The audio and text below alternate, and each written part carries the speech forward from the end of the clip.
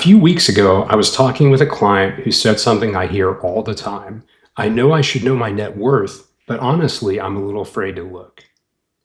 I get it. For a lot of people, the phrase net worth conjures up images of billionaires on magazine covers or a number that somehow defines whether you're doing okay, but that's not what it is at all. Hi, I'm Jeffrey Panic, financial advisor and author of Your Future Is Now. And today we're going to walk you through a simple, low stress way to calculate your net worth using the net worth calculator on our website.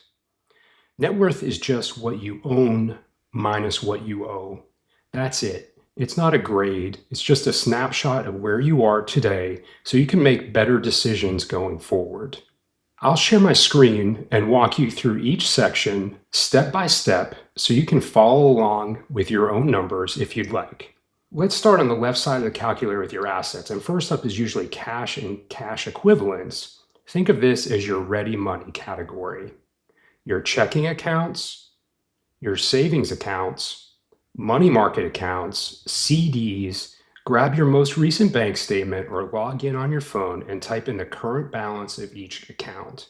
If you have a few different checking accounts, don't overthink it. Add them up and enter one total. For our purposes, we're going to enter $15,000. This section shows how much you have available quickly if you need it.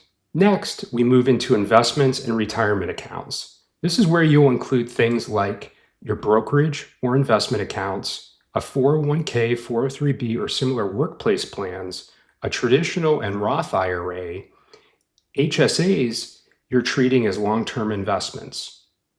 Log into each account and look for the current value, often called the account or market value, and enter that number here.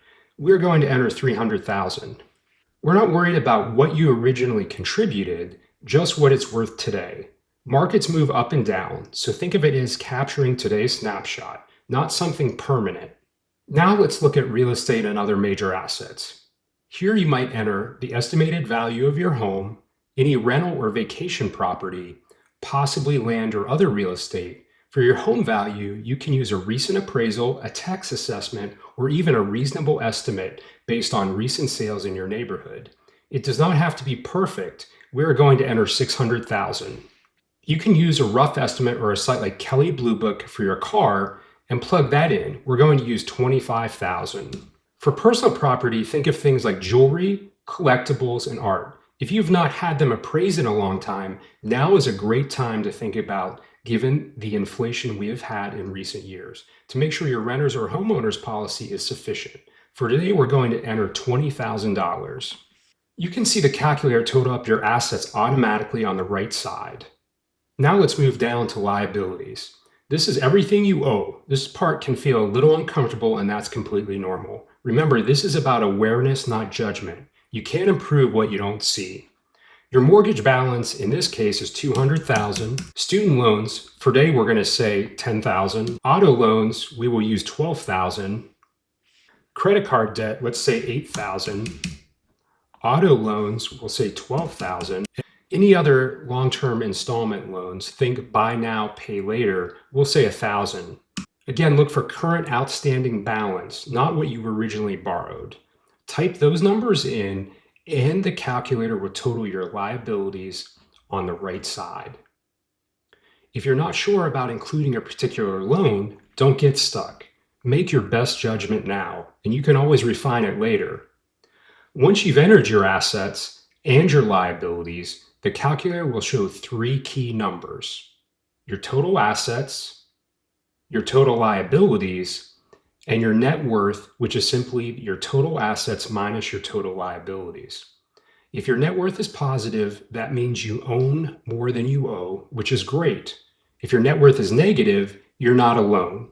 And it does not mean that you're failing. It just means you have some debts that currently outweigh your assets. And that's something we can work on over time. Remember, net worth is a snapshot. It's not a score. What really matters is the direction, whether it's improving year after year as you pay down debt and build savings and investments. A helpful habit is to update your net worth at least once a year, or even every 6 months, just to see your progress. You can jot the number down in a notebook or save or print a copy so you can look back later and say, okay, here's how far I've come. If you're married or partnered, walking through this together can be a powerful way to get on the same page financially. I suggest having a 30-minute monthly meeting with your significant other, and viewing your net worth helps look at the big picture without getting stuck in the weeds. If your results raise questions like how to tackle debt, how much to save, or how to invest for your goals, that's exactly the kind of work we do with clients every day. If you haven't already, take a few minutes to use the net worth calculator on our website and plug in your own numbers. It's simple, it's private, and it gives you a clear starting point. When you're ready to talk about your number, you can visit our website and reach out to schedule a conversation. You'll find the net worth calculator at www.balancewealthpartners.com. Thanks for spending a few minutes with me today, and remember, progress with your finances happens in small, repeatable steps.